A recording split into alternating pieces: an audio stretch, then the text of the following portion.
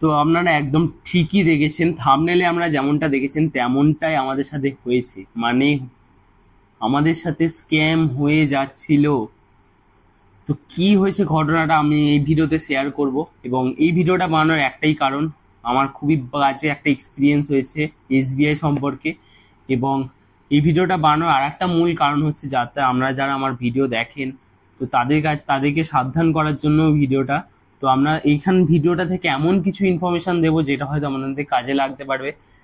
তো ভিডিওটা পুরো ফার্স্ট থেকে লাস্ট পর্যন্ত দেখার অনুরোধ রইল।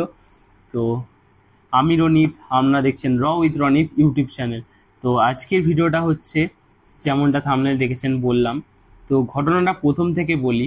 তো আমাদের বইটা ছিল শাখার বই, মানে যে এলাকায় যে ছোট ছোট শাখা ব্যাংক রয়েছে সেই শাখার বই ছিল আমাদের। আর বইটা ছিল 18 বছর আগে, মানে আমাদের বইটা ছিল স্টুডেন্ট অ্যাকাউন্ট। স্টুডেন্ট অ্যাকাউন্টে মাসে 10,000 টাকার বেশি লেনদেন করা যায় না, মানে 10,000 টাকার বেশি টাকা আমি তুলতে পারবো না। আর মেইন ব্যাপারটা হয়ে গেছে কি, ওটা যেহেতু স্টুডেন্ট অ্যাকাউন্ট ছিল আর এখন আমার বয়স 20 বছর, 18 বছরের যেহেতু বেশি হয়ে গেছে, তো এটাকে মানে বড় অ্যাকাউন্টে কনভার্ট করার জন্য বলা হচ্ছিল। তো আমরা কি করি, আমাদের যে মেন ব্রাঞ্চ রয়েছে, ব্রাঞ্চের নাম আমি বলছি না, কোন ব্রাঞ্চ কি ব্রাঞ্চ আমি এই বৃত্তান্তে যাচ্ছি না। তো কি হয়েছে ব্যাপারটা আপনাদেরকে শুধু কম্প্যাক্ট বলছি একটা। তো আমরা ব্যাংকে যাই, আমি আর সৌম্যদীপদাকে আপনারা চেনেন। তো সৌম্যদীপদারও সেম প্রবলেম, সেই আগেকার স্টুডেন্ট অ্যাকাউন্ট ছিল, তো সেটাকে বড় অ্যাকাউন্ট করার জন্য আমি আর সৌম্যদীপদা মেন ব্রাঞ্চে যাই। তো মেন ব্রাঞ্চে গিয়ে আমরা জানতে পারি যে বললো হচ্ছে এটাকে রেগুলার অ্যাকাউন্টে কনভার্ট করবে। এবং আমরা চাইছিলাম যাতে আমাদের বইটা শাখা থেকে আমাদের যে এলাকার যে মেন ব্রাঞ্চ রয়েছে ব্রাঞ্চের আন্ডারে বইটা হোক, আমরা সেটা চাইছিলাম যাতে বড় অ্যাকাউন্টটা একবারে হয়ে যাক। আর আমরা ভেবেছিলাম যে এই বইটাকে হয়তো ক্লোজ করিয়ে দেব, দিয়ে নতুন করে বই খুলবো। তারপর ওখানে গিয়ে জানতে পারি যে বইটা ক্লোজ করার দরকার নেই, ওরাই ওটাকে কনভার্ট করে দেবে রেগুলার অ্যাকাউন্টে। তো আমরা ওখান থেকে একটা রেগুলার অ্যাকাউন্টের ফর্ম নিই, আমি এবং সৌম্যদীপ দা। তো বললো এর সাথে ডকুমেন্টস যেগুলো বলার বললো, আধার কার্ড, ভোটার কার্ড, এই আধার কার্ড, প্যান কার্ড, এগুলো লাগবে। ঠিক আছে, ওগুলো নিয়েছিলাম। তার সাথে বলেছিল একটা দরখাস্ত লিখে, যেহেতু আমাদের শাখার বই ছিল তো শাখার স্ট্যাম্প সই করিয়ে নিয়ে আসতে হবে। তো ঠিক আছে, এই গেল প্রথম দিন। তো আমরা গিয়ে শাখা থেকে সই করিয়ে নিয়ে যাই মেন ব্রাঞ্চে ফর্মটা ফিল আপ করে। তো ফর্মটা ফিল আপ করে যেই জমা দিতে গেছি, তো ওখানে বলছে তোমাদের থেকে 2,000 টাকা কাটা হবে। ভাবুন, 2,000 টাকা কাটা হবে। তো আমরা বলি কিসে কাটা হবে, বলল পাই বলে একটা আমাদের স্কিম রয়েছে, সেই স্কিমের আন্ডারে তোমার 2,000 টাকা কাটা হবে। তো পাইটা হচ্ছে পার্সোনাল অ্যাক্সিডেন্টাল ইন্স্যুরেন্স। যদি মানে যদি আমি পাইটা চালু করাই, তাহলে আমার অ্যাক্সিডেন্টের পর, মানে অ্যাক্সিডেন্টের কারণে যদি কেউ মারা যায়, তাহলে সেই ফ্যামিলি 50 থেকে আপ টু 50 লাখ পর্যন্ত পেতে পারে। তো বলছে নাকি এটা ম্যান্ডেটরি, এটা ছাড়া তোমার অ্যাকাউন্ট হবে না, রেগুলার অ্যাকাউন্টে কনভার্ট হবে না। ভাবুন, বলছে ম্যান্ডেটরি, মানে আমার প্রথমবার 2,000 টাকা কাটবেই। পরবর্তীতে আমি যদি এটা কন্টিনিউ করতে চাই তাহলে করাতে পারি, বা 1 বছর পর এটা অটোমেটিক বন্ধ হয়ে যাবে, কিন্তু প্রথমবার 2,000 টাকা আমার কাটবে। ভাবুন, 2,000 টাকা। তো আমি আর সমদীপ দা দুজন মিলেই ব্রাঞ্চ ম্যানেজারের কাছে যাই। ব্রাঞ্চ ম্যানেজারকে জিজ্ঞাসা করি, স্যার এটা ম্যান্ডেটরি? বলছে হ্যাঁ এটা ম্যান্ডেটরি, এটা ছাড়া তোমার কাজ হবে না। তো আমি আর সৌম্যদীপ দা ভাবতে থাকি, এটা নিয়ে একটু রিসার্চ করতে থাকি অনলাইনে, নেটওয়ার্কে। এবং যতদূর যা ইনফরমেশন পাই ওখান থেকে জানতে পারি এটা ম্যান্ডেটরি নয়। আপনারা চাইলে গুগলে গিয়ে সার্চ করবেন PAN in SBI is mandatory or not. আপনারা স্পষ্ট ওখানে দেখতে পারবেন ইট ইজ নট ম্যান্ডেটরি বলে, মানে এটা কোনো ম্যান্ডেটরি নয়। কাস্টমার যদি চায় এটা করাতে তাহলে ব্যাংক করিয়ে দেবে, কিন্তু ব্যাংক এটাই ফোর্স করতে পারে না। বাট আমাদের ক্ষেত্রে হয়েছে কি, আমাদেরকে বলছে ম্যান্ডেটরি করাতেই হবে, নাহলে তোমাদের রেগুলার অ্যাকাউন্টে কনভার্ট হবে না। তো এই সমস্ত ইনফরমেশনগুলো নিয়ে আমি ব্রাঞ্চ ম্যানেজারের কাছে যাই। আমি এবং সমদীপদা দুজনেই যাই এবং ব্রাঞ্চ ম্যানেজারকে এই কথাগুলো বলি। তখন ব্রাঞ্চ ম্যানেজার বলছে এটা মানে মোটামুটি ম্যান্ডেটরি। মোটামুটি ম্যান্ডেটরি মানে এটা কি? নয় এটা ম্যান্ডেটরি নয়, বা ম্যান্ডেটরি, এটা উত্তর হওয়া উচিত সেখানে বলছে মোটামুটি ম্যান্ডেটারি। তাহলে আপনারা ভাবুন কিরকম ধারা কথাবার্তা। এর আগে পর্যন্ত বলে এসছে ম্যান্ডেটারি, বাট যখন আমরা ইনফরমেশনগুলো নিয়ে যাই তখন বলছে মোটামুটি ম্যান্ডেটারি। তারপর আমাদের সাথে কিছু কথাবার্তার পর বললো ম্যানেজার স্যার, মানে একটা ব্যাংকের ম্যানেজার এরকম কথা বলছে, ভাবুন।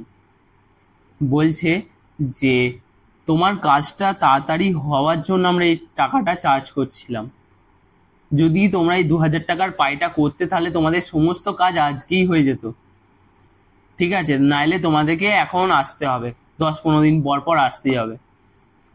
তো এবার আমি আর সমধিতা ভাবি ঠিক আছে তাই হবে, 10-15 দিন পর আসবো, কিন্তু আমরা পাই চালু করাবো না, পাই আমরা চালু করাবো না কোনো মতেই। তো বললো ঠিক আছে, আমরা আমরা ওখান থেকে চলে এলাম, ফর্মটা ওরা জমা নিয়ে নিল। তো আবার 10-15 দিন পর আমি আর সমধিতা যাই, তখন বলে এখন হবে না তোমাদের কাজ, তোমাদের কাজ 1 সপ্তাহ পর আবার আসো। ঠিক আছে, আবার 1 সপ্তাহ পর আমি আর সমধিতা গেলাম। তো তখন কাজটা ওরা করে দিল, এবং যেই স্যার করলেন বলবো না, সত্যি খুব ভালো স্যার ছিলেন যিনি আমাদের কাজটা করে দিয়েছেন। তো তিনি খুবই ভালোভাবে কাজটা করে দিয়েছেন এবং উইদাউট পাই করে দিয়েছেন, যেহেতু আমাদেরকে এতদিন ওয়েট করালো। মেন ব্যাপারটা হচ্ছে এত দূর পর্যন্ত সব ঠিকঠাক ছিল, স্ক্যামটা কোন জায়গাটায় হয়েছে। তো প্রথম দিন যেদিন আমরা গেছিলাম 2000 টাকার যে পাইটা করাতে বলে, তো আমি এসে কলেজ চলে যাই। কলেজে খুবই চাপ ছিল কদিন ধরে, আমি এই বিষয়টা নিয়ে আর রিসার্চ করিনি, কিছু সার্চ করিনি। তা সমদীপ দা এই বিষয়টাকে একটু অনলাইনে নেটে সার্চ করেছে এবং করে ওখান থেকে কাস্টমার কেয়ারে কল করেছে। তো মেন ব্রাঞ্চে রয়েছে আমাদের এখানে যে ছোট ছোট ব্রাঞ্চ, এই ব্রাঞ্চের কথা বলছি না, মেন ব্রাঞ্চ থেকে একজন ফোন ধরেছিলেন। তো সমদীপ দা তাকে জিজ্ঞাসা করেছিলেন যে এই পায়ের ব্যাপারটা সম্পর্কে জিজ্ঞাসা করেছিলেন এবং এটাও জিজ্ঞাসা করেছিলেন যে এটা ম্যান্ডেটরি কি। তো ওরা অ্যান্সার দিয়েছে। তো ওরা বলেছে যে ব্রাঞ্চের ওপর নির্ভর করছে, ব্রাঞ্চ কিরকম ভাবে আপনাদের দিয়ে করাবে। ব্রাঞ্চ চাইলে করাতেও পারে আপনার কাস্টমারকে, নাও পারে, কিন্তু ব্যাংক জোর করবে না, কিন্তু জোর করা হচ্ছে সত্যিকারের। আর সমুদ্রে এটাও জিজ্ঞাসা করা যে পায়ে 2000 টাকার আছে কি।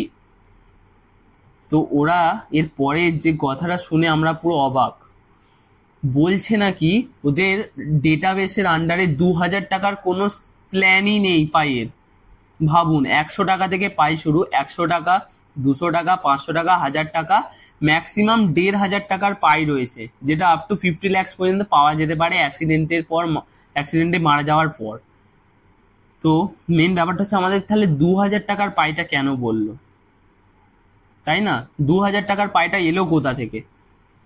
তো ঠিক আছে, এই ব্যাপারটা আমরা যদি এটা করিয়ে নিতাম তাহলে আমরা বড় ধরো একটা স্ক্যামের শিকার হতাম। এবং আমাদের কপাল ভালো ছিল আমরা সেদিন করাইনি, বলেছিলাম আমাদের সময় লাগুক বাট পরে করাবো, কিন্তু পাই করাবো না, যেহেতু আমরা বুঝতে পারছেন 2000 টাকার অ্যামাউন্ট একটা বিশাল বড় অ্যামাউন্ট আমাদের কাছে। তো এই হচ্ছে ব্যাপার যেটা আমাদের সাথে ঘটছিল ঘটনাটা। আর আপনাদেরকে বলে রাখবো এরকম যদি পরবর্তীতে আপনাদের সাথে হয়, ব্যাংক যদি ফোর্স করে, আপনারা একটু সার্চ করবেন, একটু খোঁজ খবর নেবেন যে এটা ম্যান্ডেটারি কি ম্যান্ডেটারি নয়। আমি যতদূর জানতে পেরেছি এরকম কোনো স্কিমই ব্যাংক জোর করে কাস্টমারের ওপর চাপিয়ে দিতে পারে না, ব্যাংকের কোনো রাইটস নেই। বাট ব্যাংক সেগুলো জোর করে বিভিন্ন রকম ভয় দেখিয়ে কাস্টমারকে এগুলো চালু করায় যাতে ওরা একটা কমিশন পায়, ঠিক আছে? তো এইসব ব্যাপারে যাচ্ছি না আমি। তো আপনাদেরকে এইটাই বলার ছিল যে পাই যদি আপনারা চালু করাতে চান, তো মানে এটা পুরোটাই নির্ভর করছে কাস্টমারের উপর। কাস্টমার যদি বলে আমি পাই চালু করাবো তাহলে ব্যাংক করাবে, তাছাড়া ব্যাংক জোর করতে পারে না। তো আগে আমরা তো আজ আমাদের সাথে এই ঘটনাটাই ঘটেছে যেমনটা আপনারা দেখলেন। তো ভিডিওটা বানানোর আমার ইচ্ছা ছিল না, সত্যি বলছি, কিন্তু আমি ভাবলাম মানে আমার এত বাজে এক্সপিরিয়েন্স হয়েছে এই এসবিআই থেকে, তো আমি ভাবলাম এটা আপনাদের সাথে শেয়ার করা উচিত। এবং এই ভিডিওটা ছাড়ার আর একটা মূল কারণ হচ্ছে যাতে আপনারা সতর্ক হন। তো এরকম বিভিন্ন রকম স্ক্যাম বিভিন্ন রকম ভাবে হচ্ছে, নট অনলি এসবিআই, বিভিন্ন রকম সংস্থা এরকম স্ক্যাম করছে। তো আপনারা সাবধানে থাকুন এবং খোঁজ খবর নেই, পরবর্তী পদক্ষেপটা নিন আপনারা। আর আপনারা হয়তো জানবেন আমি এরকম রিলেটেড ভিডিও একদমই বানাই না, আপনারা যদি আমার চ্যানেল ফলো করেন দেখবেন আমি এরকম ভিডিও বানাই না, বাট ভিডিওটা বানালাম, ভাবলাম এই ভিডিওটা বানানো খুবই গুরুত্বপূর্ণ। আর ভিডিওটা ছিল মানে খুবই বাজে এক্সপিরিয়েন্স ছিল এসবিআই এর ওপর। আর ভিডিওটা কেমন লাগলো অবশ্যই কমেন্ট করে জানাবেন।